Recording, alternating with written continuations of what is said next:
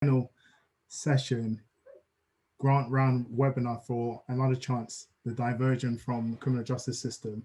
And we particularly want to welcome those who have made it to the 5 o'clock shift of our session. And we want to welcome everybody to tune in to hear more about what the work of YEF is doing, Youth Endowment Fund. If I could politely just do a bit of housekeeping, which is please do keep your microphones on mute. There will be an opportunity for questions, of which we hope to answer as many, if not all, and we've done well so far. And more so, we will be sharing the slides at the end of this session, so you've got them to hand, and there will be a recording available as well, which is fantastic, just making everything accessible here. And whilst we're here, it's probably worth doing a couple of introductions. So I'll start off with myself. I'm Caleb Jackson. My role is head of change for youth and criminal justice, and I'm leading this grant round. So a lot of the communications have come from a very special colleague called Antoinette. Antoinette, do you want to just introduce yourself? Good evening all, I'm Antoinette Quagan and I'm the Stakeholder Engagement Manager. Superb, thank you, Antoinette, who has been the shining star behind getting us together and putting this on. So it's excellent stuff. So welcome everybody.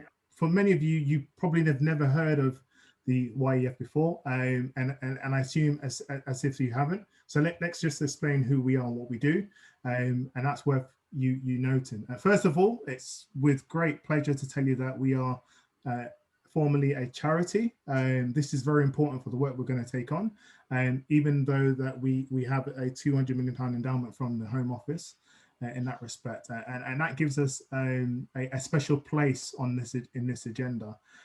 We are a What Work Centre, and we have an ambition to be a Make It Work Centre, and the most important part is partnership. We really do value that, working with partners from across many sectors to help us on our mission. And our mission, which is to prevent children and young people becoming involved in violence. And we're going to do this by finding out what works and building a movement to put this knowledge into practice. Just a complete side note, I'm not sure about you, but I am absolutely loving the fact that it's 5 p.m. and there's still daylight outside. In lockdown scenario, this is really welcomed, I've got to tell you. And for some of you would have had sunshine today, which is even better. So let's talk about our strategy, really. Well, it's under these three headings. First of all, we're here to work for change. We're here to find ways to scale up what works, get more of that out there to support and help young people. We're here to spread the great practice by finding great programs and improve the system. And it's really worth knowing that we're not your typical funder. We're more of a research funder because we're trying to find out what works. And so if we find what works, we'll be able to create change, which is a great, amazing feature. It gives us purpose as to why we do what we do in the way that we do it. But in order to make change happen, you will know that we need to build a general consensus. We need to build a place where everybody, to most respects, comes to middle ground and agrees on things to take this forward. So that means we've got to evaluate really good ideas and really well. We've also got to make knowledge accessible for everybody that's involved in this world in terms of working with young people who are at risk of violence. And that means that you may have seen our evidence and gap map, which is the largest library of repository of youth violence studies, which is the largest, we believe, in the world. So certainly in the UK context, probably the largest in Europe. And that's very available through our website. We're doing this because everybody can have the chance to evidence their work and marry up what they're doing and why they're doing it. And last week, we're going to understand the lives of young people. So we've got the largest peer research network, which focuses on youth violence in the UK. And it's worth to the tune of £3 million. We have 120 partners, learning partners, who's going to help us get to young people and hear what they've got to say on this issue and how it feels for them. Also, you may not have been aware, but we now have a youth advisory board that is being recruited as we speak. These are what I term as unusual suspects, or we term as unusual suspects. They're young people who often don't get the opportunity to talk about their experiences, which will help us shape what we do. And the great news is they're going to be in and amongst what we do going forward, shaping and influencing strategy. And then lastly, in order to find things to value, you've got to find great programs. So today you hear about one of our priority themes, which is another chance, diversion from the criminal justice system. But that's one of many themes to come in the future. You also would have seen in our prospectus, and you haven't seen our prospectus, is a great way just to get a good glossary to what we're going to be doing over the next 3 years at YEF. But our priority themes are within that, and we're going to talk about one today. So we're going to find good work through that. We're going to find good work through place-based programs. Violence is typically, certainly the research and evidence shows, it down to even a few streets and a state, and that is where we're laying our efforts to see what works to at that level to prevent young people from being involved in violence. And then lastly, targeted projects, which is kind of a way that we cheat to say, here are really promising programs with promising practice.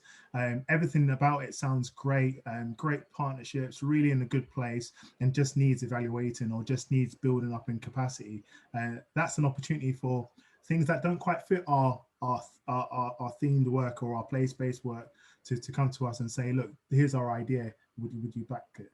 None of this is possible if we don't consider the building partnerships and coalitions with said sectors, but wider as well. So the youth sector is one, education, police, local authorities. These are different people we're speaking with, and there are people not on here, but there's only space for 4.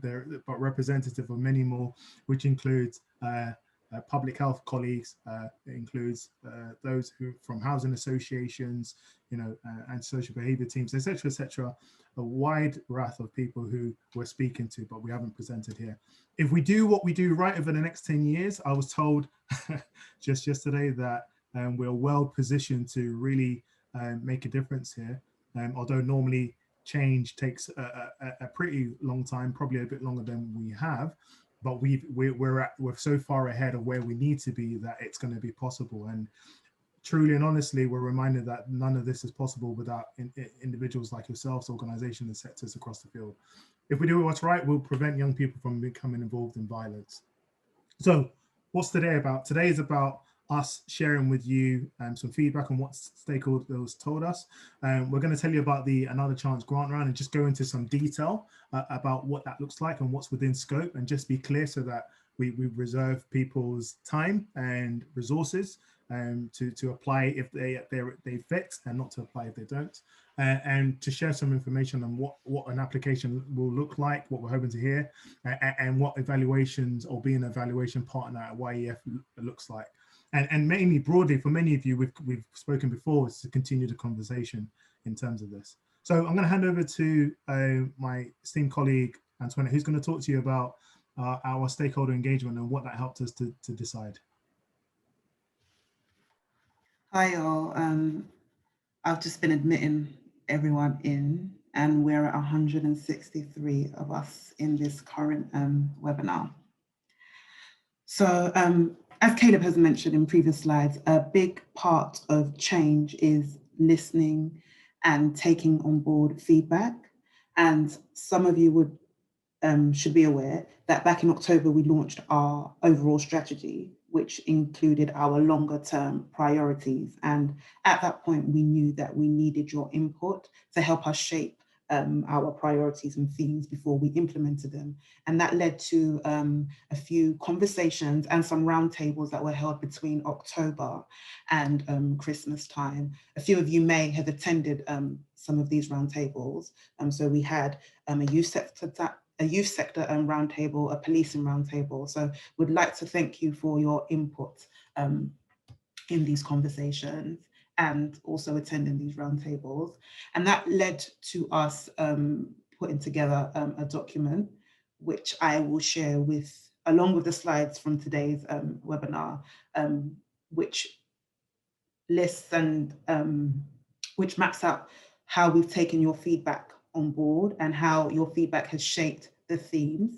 Now, Caleb will go into much more detail about what our themes are later on in this webinar, but part of our culture, our values, and what we try to include in our work here at YEF is always ensuring that young people's voices are central to the work that we do.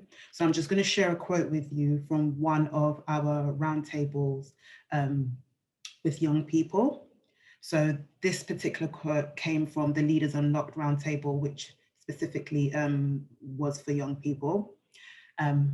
Young people need an alternative to violence, a way to find a happier future, away from the streets. We need to have an alternative. Ask us what interests us, what will get us to a position where we will be happier in the future. So that was one of our respondents. I'm going to hand over back to Caleb.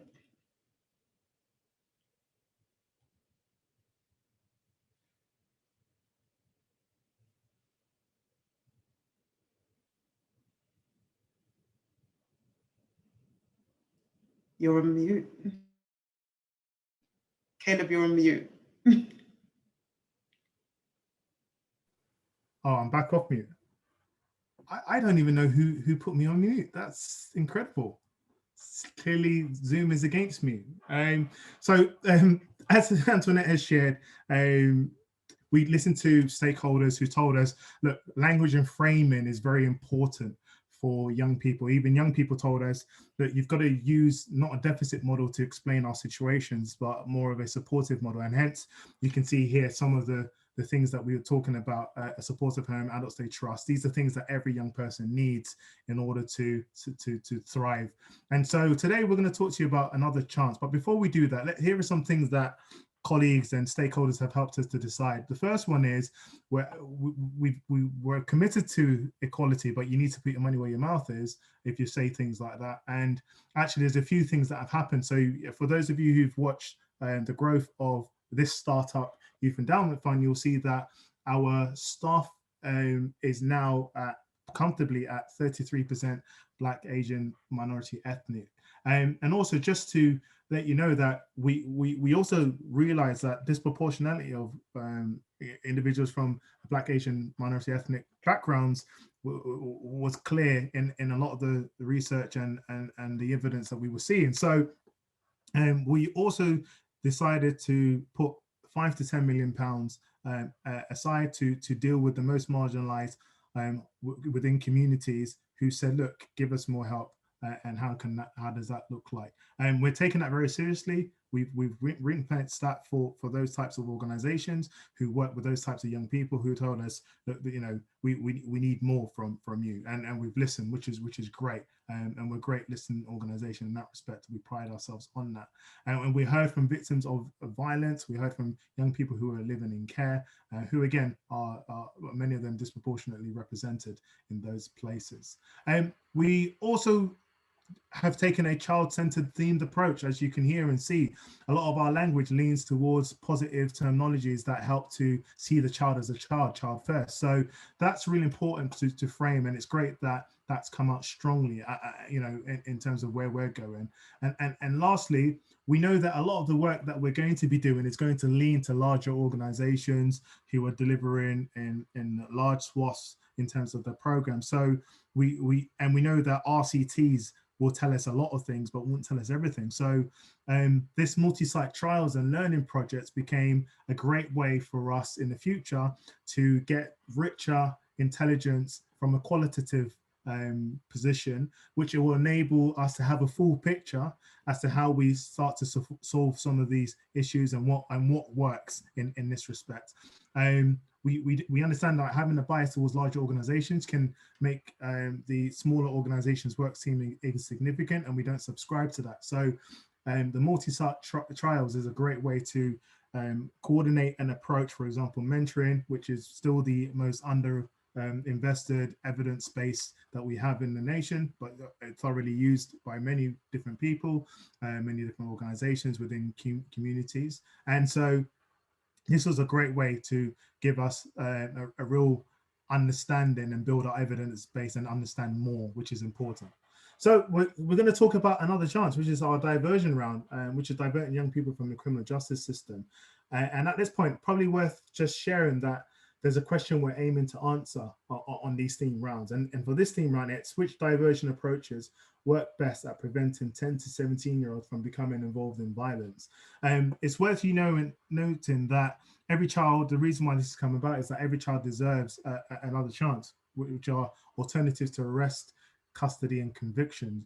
And if there's a way to prevent that from happening, then we want to look at it and hear more about it. We're going to be looking to fund 10 to 20 programs for the tune of 10 to 20 million, but we're not wedded to how many or how much. We're wedded to the quality of the application in order to help us answer this question, just to prove what works in this area. We're going to be looking at 4 key turning points, and this is just to lay down the fact that these types of young people that we're talking about are likely to be higher thresholds than the average young person. And so these are the 4 key turning points, which evidently lead to a path of violence or criminal justice system and allows us to intervene at this point. So there's not arrested but identified by police and other statutory services at high risk of becoming involved in crime. And this can be through a number of stakeholder, statutory-led partnerships, which look at places like multi-agency safeguarding hubs. It can be places like multi-agency exploitation hubs, could be community safety referral teams, it could be MARACs, just to name a few. But we're looking for this consolidation of information, whether that's school-based referrals, seconded by police, seconded by social care, third stamped by another primary agency. This is the sort that helps us to understand that these are the right kids, and it's been a very fair and strong assessment to realize that these are the right young people. And at point of arrest, this normally tends to look at young people who have been arrested on a low-level offence, or have come to the interest of the police for such a reason. Prior to charge and court action, this is anything that looks at out of court disposal. This does include youth cautions and youth conditional cautions. It does include community resolutions, and it could include restorative justice. So these are programs that young person is not sentenced, because once you're sentenced, you're out of scope in terms of formally in a court. That then leads to some sort of prison sentence. At point of injury due to violence, and this normally tends to speak to A&E type programs, where a young person has received, it's been horrifically injured, and therefore it's a great opportunity to possibly intervene at that point. So what is out of scope for this? It's children identified with low or moderate risk of becoming involved in crime. Children who are a part of a football club, everything's A-okay, never going to get in trouble. That, really low risk or insignificant risk, those young people won't be in scope. But in terms of also programs that prevent reoffending after conviction, we wouldn't be interested in that for this round. Not to say that might not be something that we look at in the future. But the types of young people that we're probably going to hear about are young people with, threats to life, young people who have been on multiple missing from home episodes and have undergone safe and well checks, young people who may have been in a drug debt or drug debt bondage, young people who have been excluded and not positively engaging in school, are on acceptable behavior contracts, and the like, may have been involved with county lines or at risk of being involved with gangs, etc. So just to give you the type of young person we're talking about very strongly, so we understand where we're pitching. This is very middle to downstream rather than upstream. This is kind of the secondary, tertiary tier of risk. Programs and activities. So here we're looking at programs and activities that include family, parenting support, mental health and or therapeutic support. And like I said, includes restorative justice, restorative justice. You can tell it's Thursday, isn't it? I'm struggling here.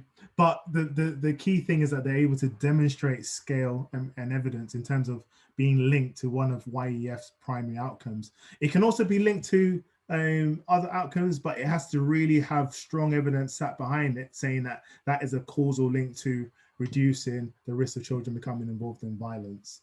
So we've got this thing about a single journey pathway, and it's important that we understand this, because this will lead. And again, just to let you know that the guidance notes comes in April, where we'll have this absolutely clear for colleagues and those who are thinking about applying. But the single journey pathway is about describing a journey that the young person, from the viewpoint of a young person, and that's important. And what does this mean in practice? Well, we're looking for applications that describe very clearly the experience and timeline from the child's point of view. So, and what do that experience looks like in reality. And this is likely to be easier to achieve if your application describes a single journey. For most people, for example, they attend a series of CBT sessions weekly, whilst also meeting a mentor fortnightly. And that's it. Every child gets the same treatment. It's very clear. We're probably less interested in funding applications that are vague or from the practitioner's point of view.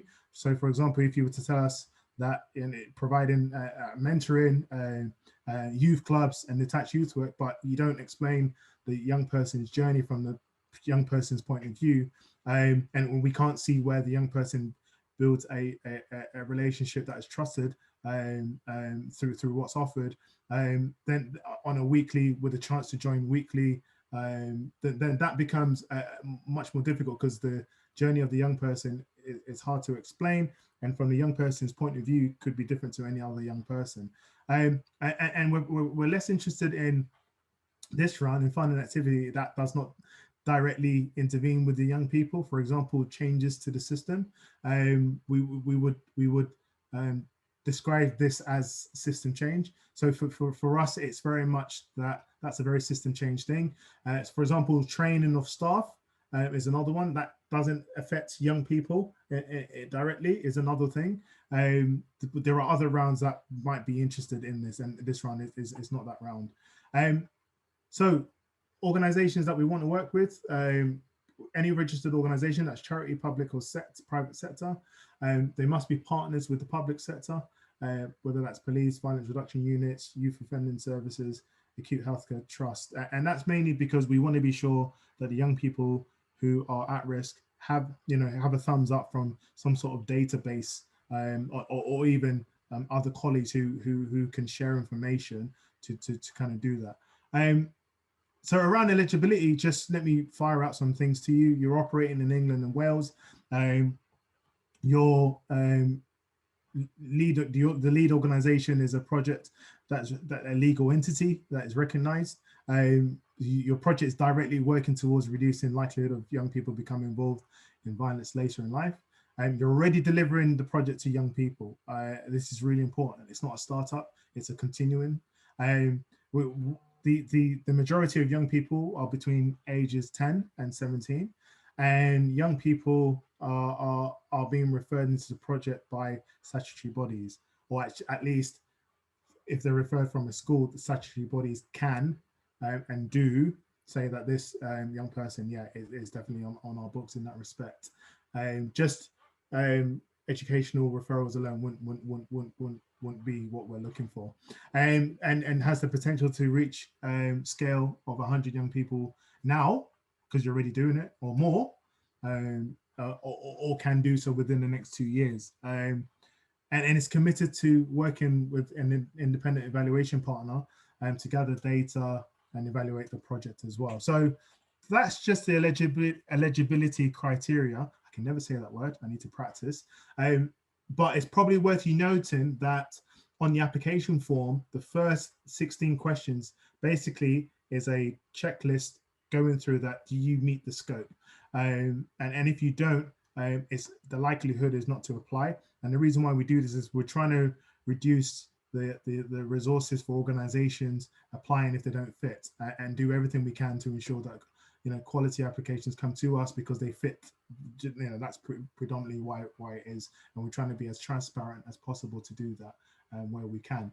So assessing applications, very quickly, you need a great plan which looks at worthwhile outcomes. And for us, a worthwhile outcome is reduction in aggression, no longer involved in gangs, stopped reoffending. Those are worth, and the next thing is delivering it well. If you do what you do, you're going to deliver your outcome. It's aiming to reach the right types of young people, which I described, and it's likely to lead to change. And this one's quite interesting because this talks about, this is where we're looking for applicants that can possibly be scaled up to do more and reach more lives. We're looking for applicants who might be directly and purposefully, intentionally dealing with how you deal with young people that carry weapons, who might be dealing with disproportionality and the fact that, to get any access onto diversion programs, you need to admit guilt. So there might be deferred prosecution programs working towards outcome 22. Strong capability to deliver the plan. And this is where young people are likely to reach. You're likely to reach the right types of young people, which I described. It's clear. Some organizations already have 50 young people they're working with. They've got 150 on the list or the holding list, but they can't work with them because of the capacity. Therefore, we know that you're going to reach the right types of young people, and that can be seconded by other partners in terms of that respect. Able to deliver, basically what you say is what you do. You're credible, and you've got a great track record in doing this type of work. You're evaluable, which I'm going to explain a bit more about because that's a very important part in these theme rounds, and are able to deliver at the required scale, and that's in terms of reaching the right young people, number of right young, the output in that respect. It's really important that I also trying to note that the guidance notes will be coming out in April. So please look out for that and read through that. That will give you clarity on what our expectations are in that respect. So evidence and evaluation. This is a big part of this themed round. So I'll kick off with, what is it like to be a YEF partner? So firstly, just to let you know that we're committed to finding what works. Just as we are, we will be prioritizing applications for organizations that can be ready for robust evaluation, like a randomized control trial. That includes projects that will be ready to do this within 2 years. And that also means that we'll fund some pilot studies, which might use other design to understand what would have happened if the child hadn't received the intervention. And this really depends on the type of program. Just to give you an idea, feasibility study normally works with about 20 young people. Piloting for outcome pilot studies work with about 30 to 50 young people, and anything above that looks to work with 100 plus young people. So there's no top limit on how many young people you work with, but there's certainly a floor limit in terms of how many young people. What do we mean by need and existing evidence? Well, you can clearly explain your project and how it leads to the change you want to see for young people. This is normally called the theory of change. So you've got that. And the theory of change, if you've not come across that, is here are the needs of the young people we're trying to serve. Here are the activities that we're going to do, which are going to lead to these outcomes. And it's a very great way to tell your story about what you do to be able to help these young people who need your help and the outcomes that come to that. And it just explains it to everybody really nicely. Normally it's an infographic which has loads of evidence sitting behind it as well. Wanted to show you this because this is the 10-step to evaluation success. This helps you to see what we're talking about. There's the theory of change. It's the first step on the evaluation success. This is modern day currency to do with children and working in any sort of work to do with young people. And this is where the future is going. But you would have developed your theory of change, your logic model, your blueprint, and you'll really be doing a feasibility study. We will accept those who are coming out of a feasibility study, just to be clear, and about to go into piloting for outcomes, and with a view to scaling up within the next 2 years in that respect. But we'll share this with you so you've got an idea of what that looks like. As well as being a YEF partner, we would expect that the evaluation has a program design, but we don't actually expect you to have a clear idea as to what an evaluation should look like. In that respect, we'll actually partner you with an independent evaluator that we've chosen, and it has to be independent to remove bias. That's really important. So if you're working with universities, that's great, they'll get you to a certain point, but actually if you're working with us, we need someone that's independent, that doesn't know your work, to really have the rigor around it, which is important, being robust in that respect. And post, I'll talk to you about timelines, but post the shortlist, which is the first element of cutoff for those who make it through to the kind of the next round. You'll go through a co-design process which will take 3 months, which is what we learned from our launch grant round, to just enable and allow us to really understand whether the program is truly evaluable or not. Hence the reason why we talk a lot about that single journey pathway from the view of the young person, because that helps us to see where we can evaluate this. Roles and responsibility, we want every project to have every possible best chance of success. That's really important to just say again, because we want everybody to come out shining the way they should, in that respect, because we want to be able to make change happen to make sure we meet our mission. Three elements. The partner is going to deliver the intervention, recruit participants, and support the evaluation. That's their role. The evaluator is just going to design it, evaluate it, support the delivery in terms of analyzing and archiving data, and it's going to write a report.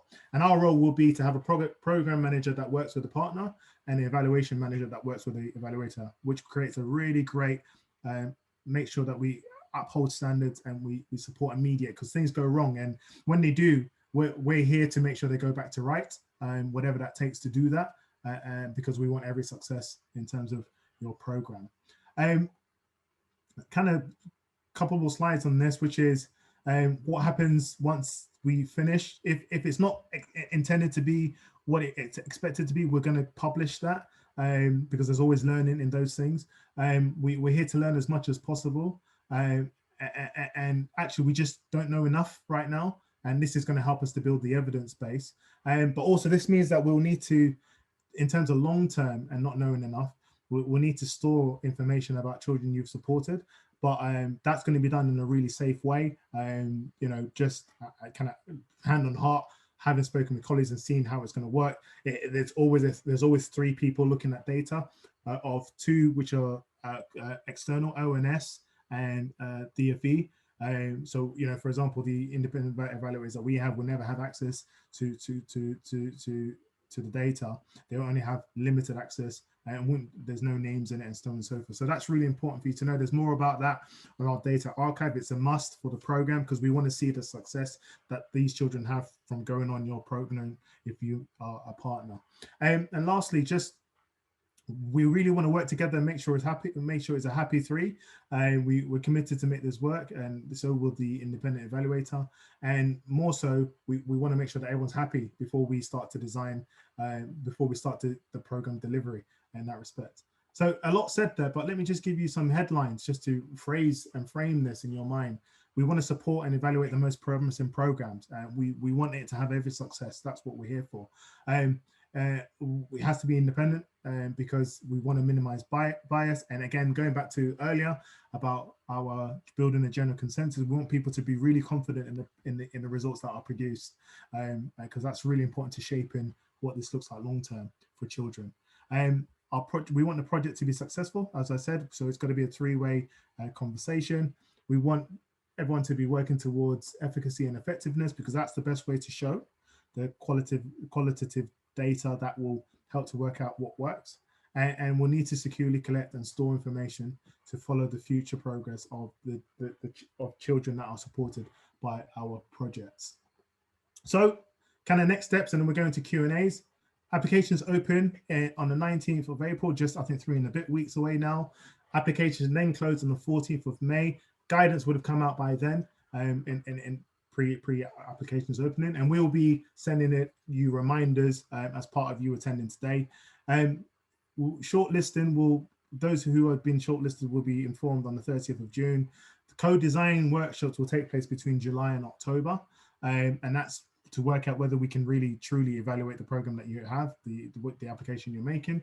And then once that's happened and you've been successful in that phase, which is almost like a phase 2, and there is an interview element of this as well, which we haven't laid yet, but there is an interview element. Contracts will be signed in November 2021.